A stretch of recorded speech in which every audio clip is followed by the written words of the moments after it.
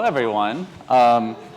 Thanks for coming out. I think everyone knows who my guest is, and we also have Stephen Smith, lead designer of Yeezy, who, unless you're a sneakerhead, you might not know that well. So we should probably all realize now Yeezy is a multi-billion-dollar brand. It did something like $1.5 billion in sales last year. It's wholly owned by Kanye West. And the two of them, Kanye and Stephen, came together a few years ago, met up and sort of lead Yeezy design now. And what I want to do today is have a conversation about that. Like, no one's really dug into the nuts and bolts of Yeezy design yet. Mm-hmm. And so let's start with, how did you find each other? Oh, you know, I was working for another company, and I was head of innovation, and it wasn't innovative, and I walked away one day, which people are like, how, you just left your job? I'm like, yeah, it just wasn't it. And so for 2 weeks, my wife's like, well, what are you gonna do? I'm like, I don't know, but I wasn't doing that anymore.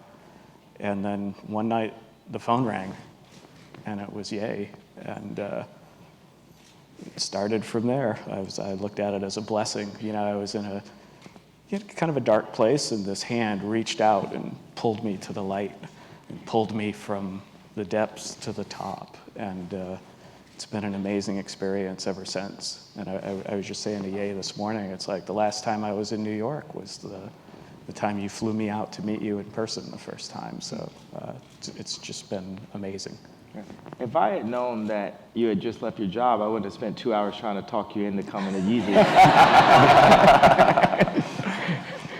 I mean, it's funny, Stephen, if you look through his portfolio, it's staggering. New Balance created some of the, what you might consider like the quintessential New Balance shoes, the dad shoe. At Reebok, created this. They call him the dad of the dad shoes.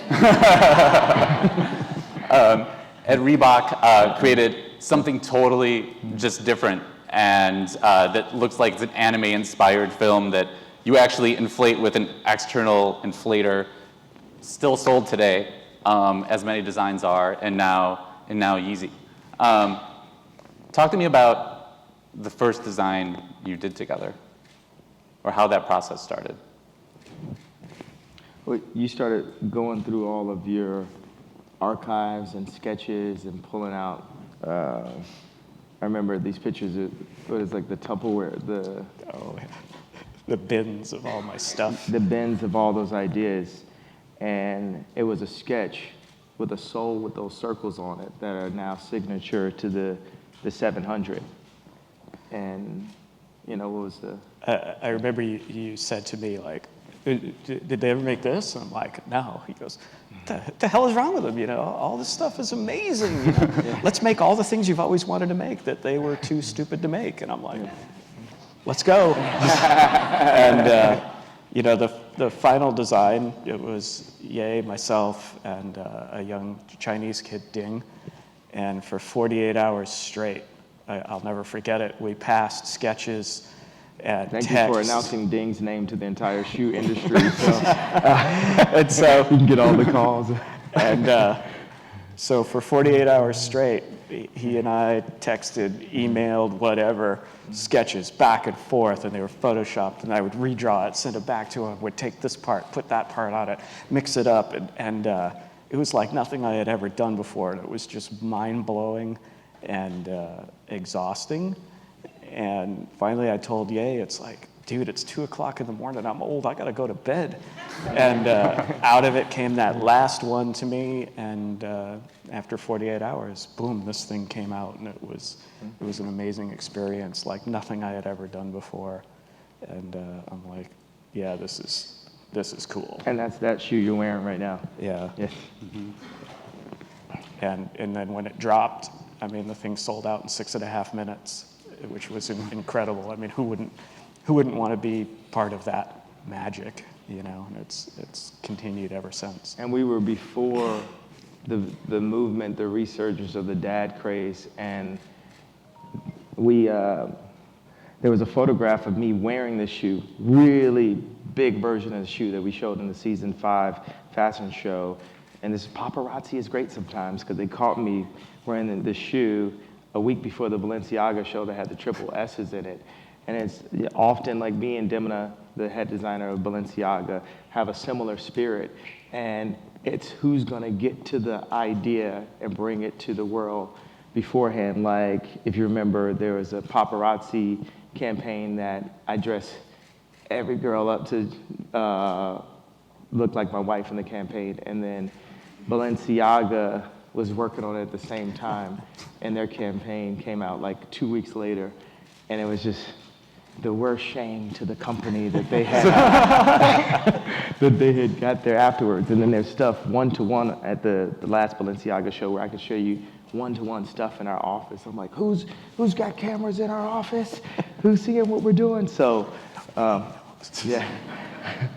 So that process, it's the balance between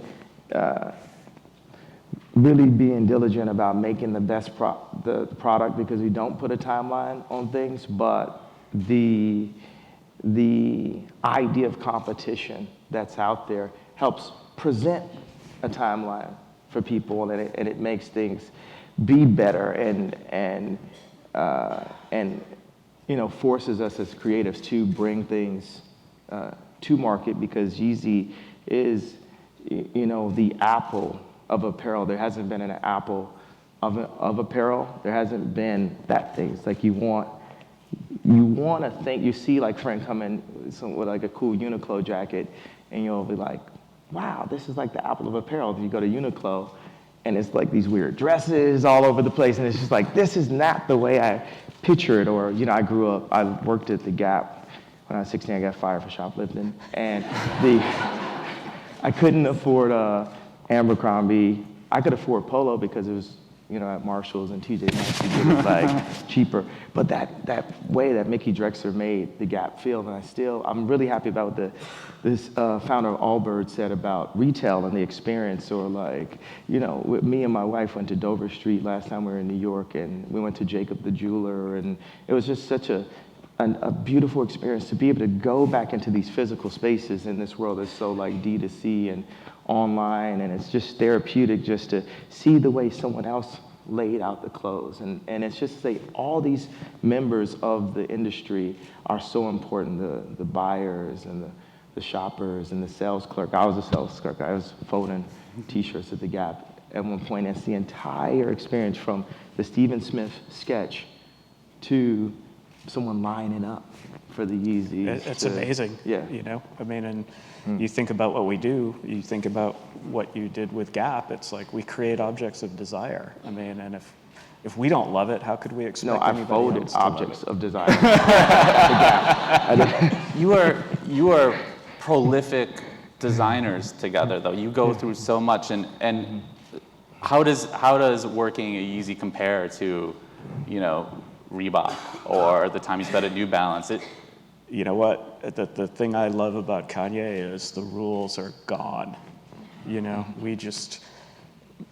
Everything you've ever done has just been smashed to pieces, and we think about it completely different. And it's liberating creativity like I've never experienced before. When I worked at Nike or one of the other big corporations, you're a cog behind a desk, and it's pre-programmed with, we'll have a focus group, we'll get a brief, we'll pitch it to management, 10 people will decide what we're going to do from there, and then you'll do 4 more sketches, and then 10 other people will decide on that, and then we'll show it around and get people's feel for it, and it just takes forever. And with Ye, it's just like, go, and we create, and it's like nothing else. You can't describe it till you're in it.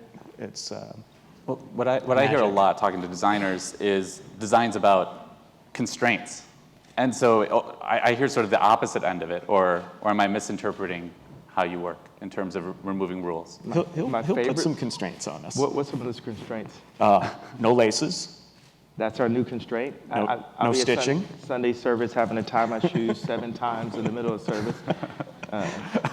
But it's relatable problems we're solving. It's Yeezy, make life easy. We got to put all the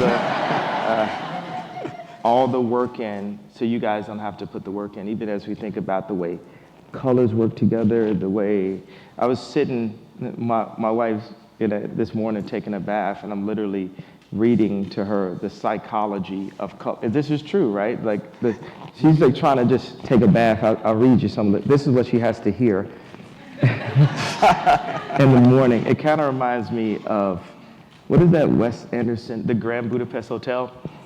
The way the guy would just read poetry to people. They were like, people would fall asleep while he's talking. It's just not you, Kim. It's all of us. So it says, blue, safety, symbolism, no immediate hazard, psychological effects. Blue is considered beneficial to the mind and body, slows humans' metabolism, releases calming hormones. This is my wife, like, I just want to take a bath. You said, no, you need blue. Yes. A lot of, my take on fashion design has always been that it leans more toward art, that it's art you wear, that sometimes it looks radical, it looks uncomfortable, and then later it feels different and accepted and great. And then I feel like the design with the capital D tends to be about solving problems, right? Recognizing something's a better user interface. We've eaten with forks for thousands of years because it's a good design. Where do you see your work on the spectrum of that? And do you see yourself going more into that design with the capital D, with Yeezy? Absolutely, all finger foods. No more forks. Forks are dangerous. Toothpicks.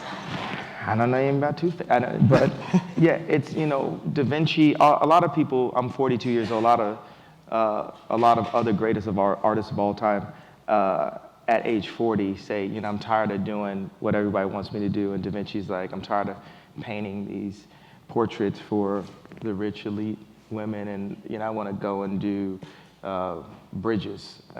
We have to add science behind it. Now, I think Yeezy, I definitely think there was a breakthrough in what we did in the 350s and the 700s, but still there's things when we're looking at color palettes, it's kind of been more of an opinion on something than it was a complete innovation. So now, today, that's what me and Steven are here to talk about, is how Yeezy is going into innovation, and we are, we moved the headquarters to Cody, Wyoming. We have a 4,000-acre ranch and a couple other properties out there. We're gonna be farming and going seed to sow and have our own cotton hydroponic farm and our own hemp farm and our own wheat farm, so we can see every element, and getting into, how we can have less impact with the dyes, because our color is a big signature of the brand, but also dyeing is one of the main things that's impacting the planet in the fashion industry. So just being responsible from A to Z, and what happens even as we're bringing within the next 2 years, our goal is to bring the manufacturing back to America, South America, and North America, and bring it back stateside, and also to present jobs for people back here. So. And people, people thought Ye was blowing smoke 2 weeks ago when he said that. We're gonna manufacture Yeezy in the U.S. And people are like, come on. So I got off the plane last night, and these are the future of Yeezy. These were just made in Atlanta yesterday in the U.S. and pre-production, and we're going to start manufacturing in the U.S. We're going to bring jobs back here, and we're going to make Yeezys in America. And so this is revolution. This is 100% made here? Yes. What's it made of? This particular one is a hybrid of EVA, but it also has another foam that's blended into it that's from algae harvested from ponds. So it's eco concerns are intersecting with what we do. I mean, this is just the beginning of the future that Kanye envisioned for us to start working on and creating, and challenged us to, because it's always a challenge. Like, all right, let's do this now. Like, all right, hold my beer, game on, let's go. And when he's been saying he wants to make things in the U.S., I'm like, all right, let's go, let's figure it out, we'll do it. Well, what we did, we took the word try and want out of it, and we just do, like Yoda says. And, it was always this thing where like me and Virgil were just trying to get an opportunity to be able to have an opinion on clothes. Like it was like, as black designers out of America, you can't have an opinion. You can only be the consumer. You can only be a demographic. And that a boardroom says, okay, this is the black demographic. You're not gonna go a whole interview with me without me saying it. This is who you're supposed to vote on. This is what you're supposed to buy. This is your Popeye's chicken sandwich you're supposed to eat on. But it be exactly that. I have seen the boardroom and back, and it's completely a concept of a demographic. So for me and Virgil, where you have me, where he's African. Africans have a different mentality. They don't see racism, so they don't allow it to affect their moves. So Virgil has never been in a position where his color affected his decision to proceed in the way he interacted with people. Now me, a little bit, but it's like but more of it's a fire, like, okay, it's on me, but my mom got arrested at the sit-ins at age 6. My dad was a Black Panther. We were brought up in the church. So we'd see it and see past it, this theater that we live in, that social media greatly controls. It's like, and it's so funny to me, it's like always so obvious. It's like, why wouldn't it be there? Like when I was first doing my first fashion show in Paris, and everyone said, well, the Ocean started with a t-shirt, you should start with a t-shirt. It's like, I don't want to do a t-shirt though. I want to do a fashion show in Paris. Matter of fact, I don't want to, I'm going to do it. And it's done, and it's so. It's like, the life is, I don't know if you saw that Venus Williams interview where this guy was asking her, like, how do you feel about this match? Does anybody know the interview that I'm talking about, this YouTube clip? And she says, oh, I'm going to win. And the guy says, well, what makes you so confident? And then her father came in and said, she's going to win because she said she's going to win. Martin Luther King didn't get killed because of I had a dream. He had something else he was going to talk about, Black empowerment, economic empowerment. So, when I did the Forbes and I showed them the $890 million receipt and they still didn't say billionaire, they don't want us to know that we can buy land. They don't want us to have the 100% ownership, that I have 100% ownership at Yeezy. And the reason why I say these things out loud in this way is so I won't be killed. I said it out loud already. But last year, I was killed by the press for having a difference. Not having a difference in opinion, for having an opinion. I had an offer. Yeezy season 1 was the most viewed fashion show of all time, 4 times the Chanel show. So Bernard Arnault sat with me and said, we're gonna back your line, Kanye West. I had to meet anybody that's ever been to Paris. You've been to this restaurant called Ferdy. It's like a hamburger spot. You got to go there when you go.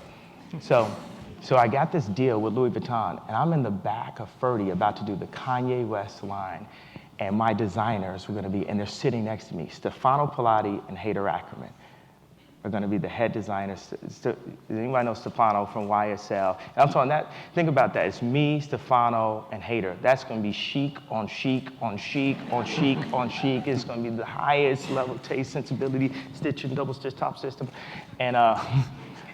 and 3 months later, so I had to go to Adidas and say, hey, we got to indemnify the apparel because LVMH is going to pick it up.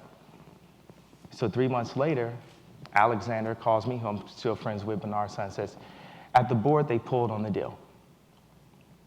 And this is like, I'm already thinking, no way Nicolas Gassier is going to take a picture with me. There's no way, because it's like elitism and fashion. And that would have, before Tim Bloom represented the famous sculpture, and that would have been, before I had a PhD at the Art Institute of Chicago, it's like LVMH represented art and fashion at the same time. So for a guy straight, black, rapper, entertainer, American. All these things are, you can't tell me what t-shirt to wear 5 years ago, right? So for that to have happened, that would have just broke, if the world wasn't ready for that. I'm just sitting there like, there's no way. And of course, it was no way. The first Adidas collection came out and there were lineups around the store. Then the second collection that we did, no lineups, no store, no backer. I told Adidas that LVMH, I said, hey Adidas, I'm gonna marry Giselle. I know we just went on prom. I came back, hey Giselle dumped me. Would you, you still wanna? So the second collection, there's no Yeezy. The third collection, now I'm investing. I can't put atelier together. You can't imagine how hard it is to get 4 amazing pattern cutters in the same room, right? So I'm trying to put this atelier together, and I'm tweeting at Mark Zuckerberg, hey, I'm in debt. I'm just triple title. Adidas is up. We're doing this. Mark, I heard you're looking for aliens. It's an alien right here. Come help me. Season 4, we start 45 minutes late. Now, season 3 killed them. MSG, 1,000 people. We dropped the album. Young Thug is on the stage. Or Travis Scott is jumping up. Virgil's standing right there. Everybody, 50 Cent and Jay-Z, everyone's in the audience. Season 4, we start 45 minutes late. Oh, it got to be LeBron James territory right there. Like when LeBron said, I'm going to the Heat, they were like, boy, you was late. Then a week later, my wife got robbed. Then a week later, I was tired and ended up in the hospital. Then a year after that, Bernard Arnault could have picked anybody he wanted to be the head of Louis Vuitton. And who was it? And as I got on that flight, I knew I had to go. Because if I didn't go and give Virgil that hug, who was I then? No one knew that the deal had been pulled 3-4 years later. No one knew that that was the beginning of me going to the hospital. No one knew how this game is. So now that I've made it through Vietnam, I'm gonna tell you exactly. When the Forbes wants to call me a centimillionaire and people say it's crass to call yourself a billionaire, I might legally change my name to Christian Genius Billionaire Kanye West for a year until y'all understand exactly what it is. That's gonna be so hard to type. Like in an article, it's gonna be, the headlines are gonna get insane. It's gonna break Twitter. Please no on that one. License. It will be on the license plate, but there's 1 in 3 African Americans in prison now.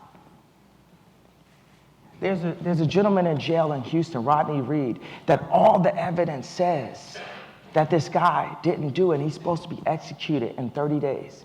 And all the celebrity black will tweet about it. But the question is, would they stop playing basketball for a week to make sure that this innocent man gets out? For black people, I just say, don't just be a demographic. Own your power. Your power is not just to vote Democrat for the rest of our lives. That's not the power, just voting on who they told us to vote on. That's not what the power is. The power is when I talked to my lawyer and Adidas was treating me mean and I had 7 points of termination, I put on my trench coat and said, we're moving these factories to America. And that's how it's gonna be. And it's lovely. Our relationship is beautiful now. Is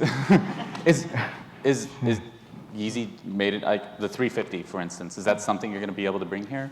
Is it because it's designed probably with different tooling and things like that than this shoe? Or we'll change the design. We'll change it to something that has to be here. When I run for president in 2024, we're going to definitely know what y'all laughing at. When I run for president in 2024, we would have created so many jobs that I'm not going to run, I'm going to walk. What I'm saying is, when y'all read the headlines, Kanye's crazy, this is that, it's like 1 in 3 African Americans are in jail, and all the celebrities are in jail also, because they can't say nothing. They have no opinion. They're so scared. Even after this, I'm gonna get in the car and be like, feeling like how I felt at the telethon after I said George Bush don't care about black. You know what I'm saying? Like, I'm definitely gonna be riding. My wife's just gonna be on the plane like, yo, okay, maybe you shouldn't have. Let me pause you, Yeah. because I do wanna finish the discussion on design. Okay. And you know, one project that's gotten a lot of media coverage, but I haven't really heard talked about much, is building the housing that was torn down. What's been called Star Wars housing, Star Wars inspired housing. I assume is not actually inspired by George Lucas, but maybe. Tell me where that was born from. Tell me what you want to do with it. Is that going to Cody? Is that part of Yeezy? How do we think about Yeezy and where it's going? Because I hear themes of sustainability. I've heard you say you want to hire a workforce out of prison. Obviously, you have a strong direction for it. The building restrictions are way lax in Cody. That's one of the reasons why we got the land there, so we can think. You know, Dayton, Ohio, the Wright brothers, they needed a chance to think, or we wouldn't have flight today. It's like if the world only knew the capabilities of what we have, the press would get out of the way and stop downing. I know it happens throughout history, but it stopped. Because you thought you were going to go to design, but the domes relate to this too. So, well, the domes are obviously about more than just design. So I have 300 acres in Calabasas, 312 acres because we've got our little golden situation inside Hidden Hills, and we have this like 300 acres. And one of the domes, so we were testing the size of the domes, and we do 50 feet, 35 feet high or something. And one of the domes were 10 feet too high. And it was fine. We were just testing it. We're going to take it down anyway. But they came and said, you got to take it down. Okay, that's fine. But then they went to the media to tell them that they told me to take it down. Your dome is 10 feet too high, boy. Your dome is 10 feet too high. 10 feet? On my own 300-acre property, and we could have handled it like this. But you wanted to go to the press before to let everyone know that you were tearing down Kanye's domes. They were worried the planes were going to hit at that height, I think, the 10 feet. Yeah. But what is the idea of those domes? Like, what is the larger idea there? What do you hope to iterate those into? Because I know iteration is a big part of what you do. I have absolutely no hopes. Yeah. I only do. What do you want to do? What are you going to do then? Create the t-shirt. The t-shirt of homes. Homes are a big, big representation of classism and separation and protectionism. The idea that somehow this one little fence can make the difference.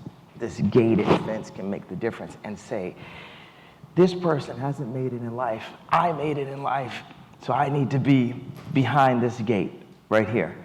So to create something where the actual information, people used to get killed for proportions.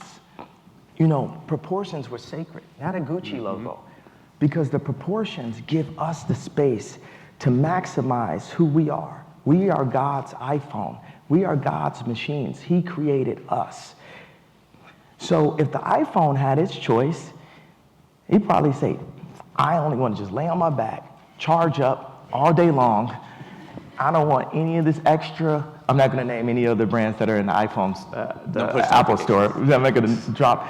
So, hey, that's the same thing for our spaces. Dining rooms were created in the 1800s.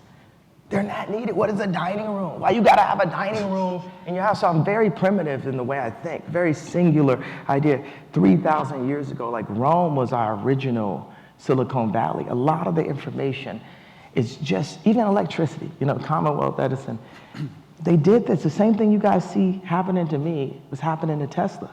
They were electrocuting elephants in the streets with Tesla cords so that Tesla would have a bad reputation. Anybody in this room ever heard someone talk bad about Kanye before?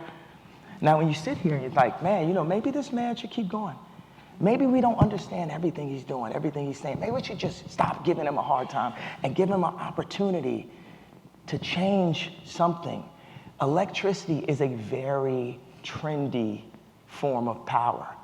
The real power is simply the elements: earth, wind, fire, water.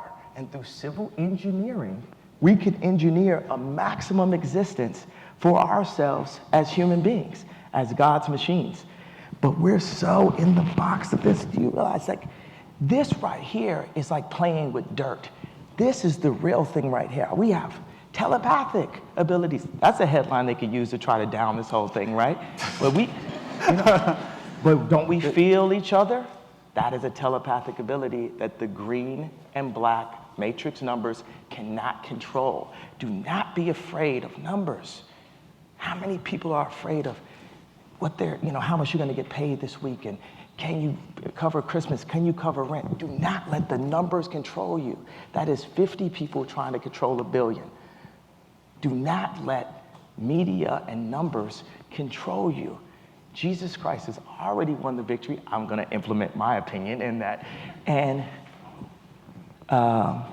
do not, that is all control. Media control, propaganda, setting us up to be controlled by the radio. I mean, these people study, I'm studying the colors in this. People are studying Maslow's hierarchy of needs, the human needs, what we're needing, and feeding it, especially to women on Instagram. I'm not saying social media is all bad. Angry Birds was a very popular game amongst the women. It had an action like this. Scientists understood that it released a dopamine, specifically in females. What else does this? And what does this? And there's no amount of flowers that husband that loves you so much that can match up to the amount of flowers that are delivered. Oh, I like that. I like that. You got this many likes. You got this many likes. And also another thing we said, having to show your amount of followers. You could choose. I choose to tell you I am a billionaire, right? There's some billionaires that don't want to do that. So you can you have to be able to choose it. They have to put some things. It's changing. Instagram's testing it. You see other platforms that are testing it. And I think it's great you've been outspoken about it, because it is ridiculous that a teenager has to worry about how many people follow them on Twitter, especially.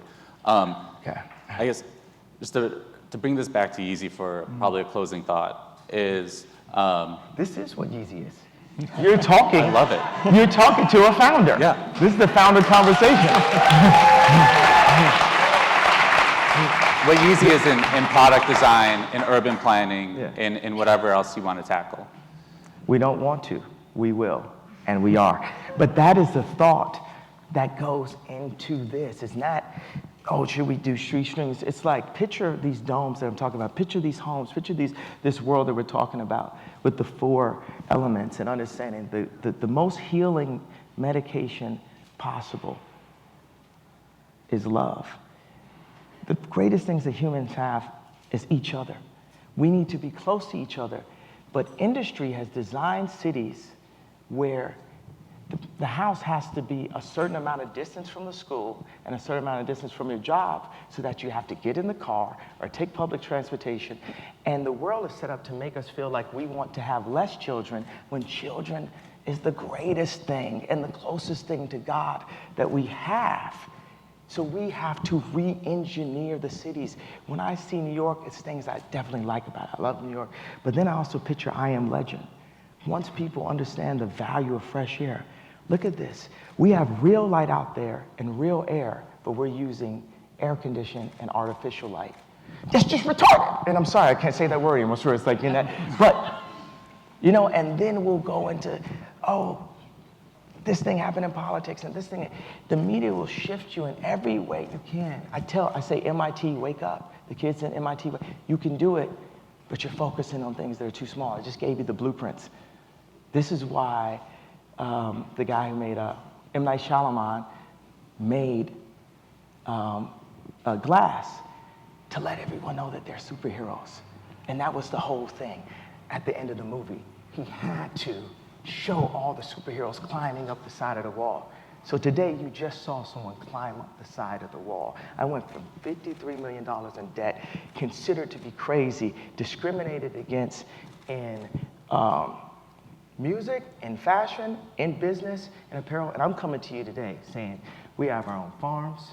Cody's a great place to stay if you're into working with a real, true, and living, breathing founder that cares about humanity. Kanye West. Steven Smith. Thank you. Appreciate it. We're just going to work our way off stage. Did you actually have some questions? No, that was it. Okay. Yeah, good. Good, thanks.